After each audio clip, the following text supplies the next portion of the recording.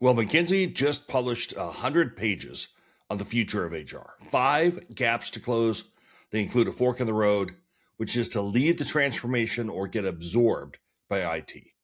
But here's the really strange part. Every one of those 5 gaps is literally the same gap wearing a different costume. And almost nobody reading the report is going to notice.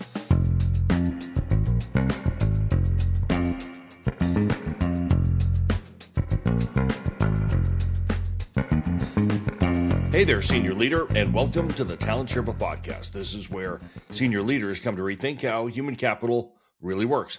I'm your host, Jackson Lynch, and as you can tell, I'm still in the process of moving.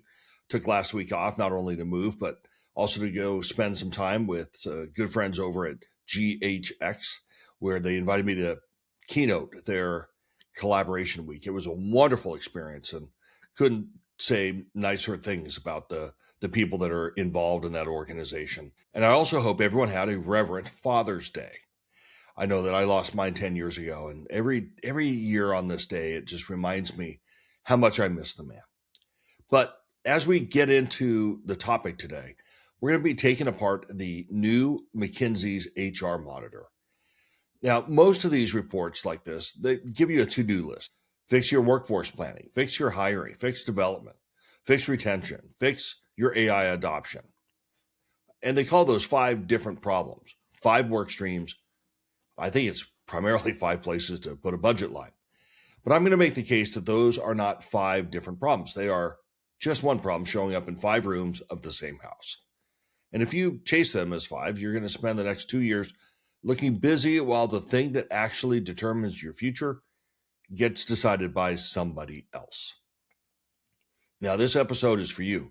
If you've ever read a sharp piece of research about your own function and felt 2 things at once, that it was right and that it was describing a building you don't quite live in.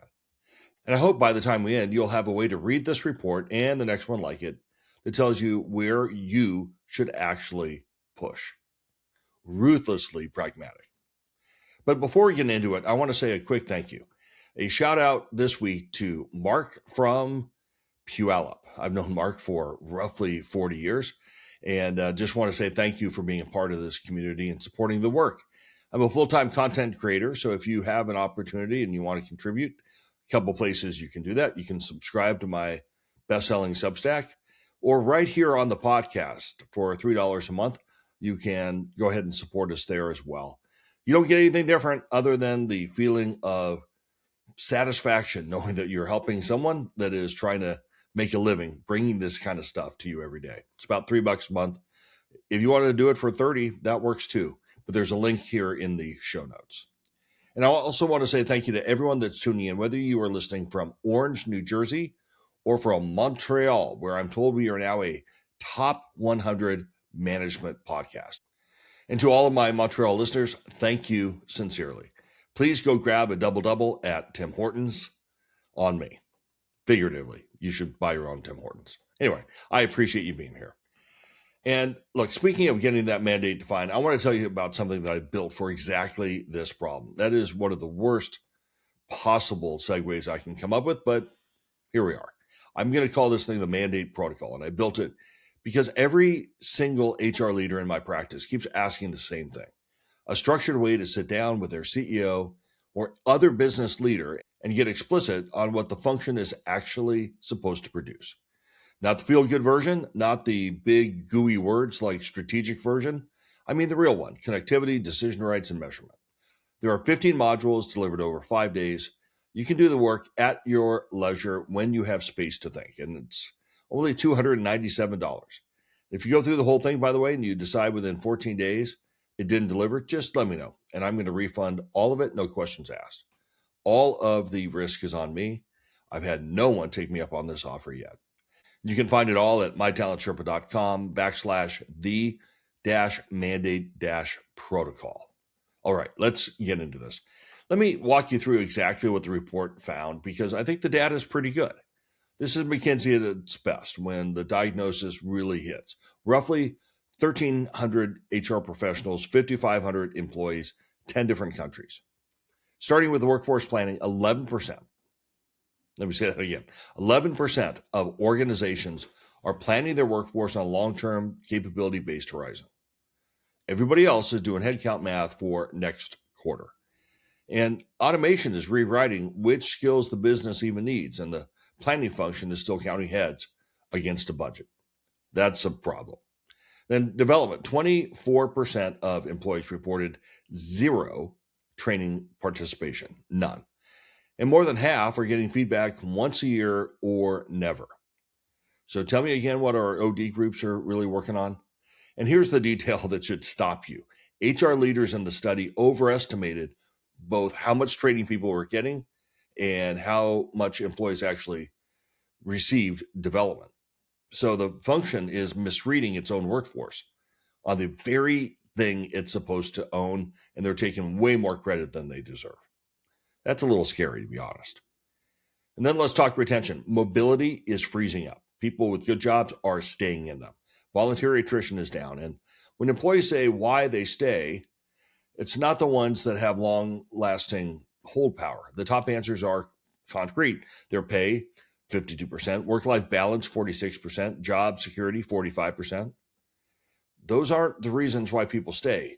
It's not connected to the function. It's not connected to the impact that they're having in the world. They're staying because the door's heavier and they want to be paid fairly while it's shut. And then they talk about AI. The headline most people are going to probably repeat on this. Adoption is creeping, 0 to 6 points, depending on the domain. Most of it is still in pilots. Most of it is parked in the administrative corners of the enterprise. The report's phrase for where this leaves the function is the one that I think we should really sit with, a fork. HR either steps up to lead how humans and machines work together, or it is going to watch those responsibilities drift someplace else, probably into IT and finance. And that's what the report says, 5 findings. And the way it's written, you would file each one of those under a different leader on a different timeline and probably on a different meeting. But here's where I want us to slow down a little bit, because there are a couple things underneath this report that the report itself doesn't really say out loud. Now, here's the first one. Every single finding describes the same failure. See if you can get the pattern here. Workforce planning counts heads. Development counts attendance. AI gets counted as pilots launched. Same operating habit on each of these, like 5 different times. The function measures activity and they call it performance. That's something we've been talking about for a while now, right? The second thing is about who this report is really for. And I want to be careful here because obviously McKinsey does really good work. But if you read it closely, it is a dispatch from among the largest enterprises on earth. The prescriptions assume a function that already has a seat, is already operating within their mandate, already has the altitude to argue about agentic operating models. I think that's a real description of maybe 3% of the market. The other 97% is not deciding whether to lead the agentic future. They're still trying to get someone to define what their job really is. They don't have a strategy talent gap. They have a altitude gap. They have a nobody agreed what HR is for gap. And a report that opens with the agentic frontier does a lot of talking past the room that I think most HR leaders are actually sitting in. Not always, of course, but a lot of them. So you got these brilliant people with genuinely good data describing the penthouse to a building where most of the teams are still trying to figure out who's in charge of mowing the lawn. So let's name the thing underneath all of it. I think the reason workforce planning stays at headcount and the reason development goes unmeasured, the reason AI gets stuck in pilots is not separate failures of execution. It's that the function is operating at the wrong altitude. And at that altitude, the only thing it knows how to do is measure activity and sentiment. Everything looking in the rearview mirror. Think about what HR can actually see today in most companies. It can see how many people got trained, can see the engagement score, probably aggregated. We've talked about that before. It can see requisitions filled, programs launched. What it actually can't see in the language the business respects is why any of that changed an outcome that the CEO or the board cares about. Throughput, margin, speed of a decision, risk that didn't materialize. Now that's the altitude problem. It's, in some cases, a visibility problem. The function is flying low enough that it can count motion, and it's too low to see whether the motion is producing anything at all.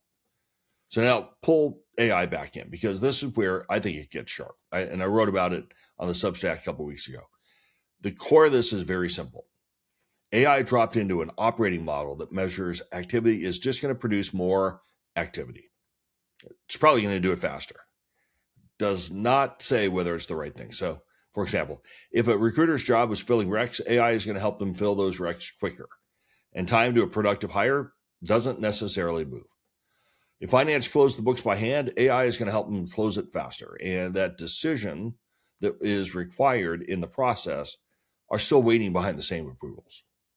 The tool gets better. The measurement stays the same. The behavior follows the measurement every single time. So here's what AI actually is, in my view, and we talked about this last week at GHX. It's an X-ray. It makes the altitude problem visible. It shows you in real time how much of your work was actually organized around a task a machine can now do in seconds, and almost none of it was ever connected to an outcome. This is a work redesign moment. And that's the part that reframes the whole report. That fork that McKinsey described, lead or get absorbed, I think it's real. But it isn't going to be decided by how sophisticated your AI is. It's going to be decided by one thing: whether HR can make human capital legible to the business before finance and IT builds that accounting system first. And the real important way of doing that is work redesign. Because, look, someone's going to build the system that connects people to enterprise value. It's going to happen. The only open question is whose model it's going to live in. If finance builds it, talent's going to be a cost line in their spreadsheet. If HR builds it, then the work design question, the question of what human judgment is actually worth in each pivotal role, it's going to stay right where it belongs, with the people team. And that, I think, is the fork. Become legible to the business or become a data source in somebody else's model. So what do you actually do with this? 4 plays, I think. Okay, play 1. Take your single most pivotal role and redefine it by outcomes before you put any AI near it. Not the activities, the outcome. A recruiter doesn't fill recs. A recruiter produces productive hires, measured by who's still performing 12 months down the road. Write that down. Because the moment you deploy a tool against an outcome instead of a task, you have changed what the system rewards. And I think that's the whole game in one move. And you can run it on just one role this week. Play number 2, pick one number that connects a people decision to a business result and start carrying it into the rooms where money gets decided. Speed to productive hire, revenue retained in your pivotal roles, capability built against next year's strategy. One number in business language every time you're in the room. Share the thing no one else is going to share. That's how the function stops being measured at the vibe and sentiment level and starts being legible at the enterprise level. And play number 3, use AI as a diagnostic before you use it as a tool. Deploy it as a thought partner. Put it somewhere. Instead of celebrating efficiency with it, read what it exposes. Where did better input still wait behind the same approval? Which roles turn out to be pure coordination? That's not going to be a technology finding. That's going to be a workforce architecture finding. And it's the most honest org diagnosis you're going to get all year. Play 4, and if you're in the 97%, skip the agentic conversation entirely and go focus on getting your mandate defined first.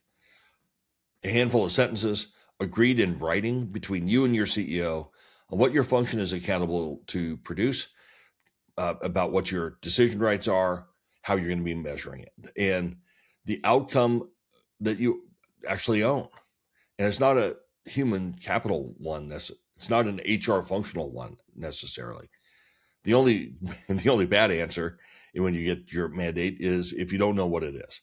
Even if it's not the mandate that you want, you at least are moving forward with clarity. And because you can't operate at an altitude or on a mandate that no one ever set. It's a guessing game. And the stats are, this is not the time to be guessing. So get your lease in your name before you redecorate the penthouse. Now, I'm aware that I just took a 100-page McKinsey report and agree with most of it, and then told you the real report is somewhere the report barely mentions. And that's a lot to land on this Monday. But if you're sitting there thinking, the homework is to go redefine a role, build a metric, renegotiate your own mandate. Yeah, that's the homework. I didn't make the building. I'm just telling you which floor you're on. And if you want to go on a higher floor, that's what you got to do. And if you take one thing from today, let it be this. The future of HR isn't decided by how fast you adopt AI. It's going to be decided by whether you can make human capital legible to the business before somebody else does it for you. And that is how you're going to have humans above the loop versus ignored completely. So thanks for spending time with me today. I appreciate you being a part of this community of senior leaders who want to rethink how human capital really works. And if you're thinking about how to apply this in your own situation, again, let me point you to a couple of different resources. Propulsion AI is workforce intelligence for private equity. Their AI teammate surface workforce risk before the close, and equally important, and I think more powerfully, they help leadership teams drive execution afterwards. How do they do it? Well, they translate strategy into individual accountability, coach managers to define roles by outcomes, and they give every employee a clear line of sight as to what actually matters. Good stuff, all through artificial intelligence. Learn more at the very cleverly named getpropulsion.ai. And if you're heading into the CHRO seat for the first time, or if you're close to it, that's exactly who I built all of this for. Find me over at mytalentsherpa.com. You can find the mandate protocol. You can find access to my private coaching. You can find access to the CHRO Chronicles, which is really, really good stuff.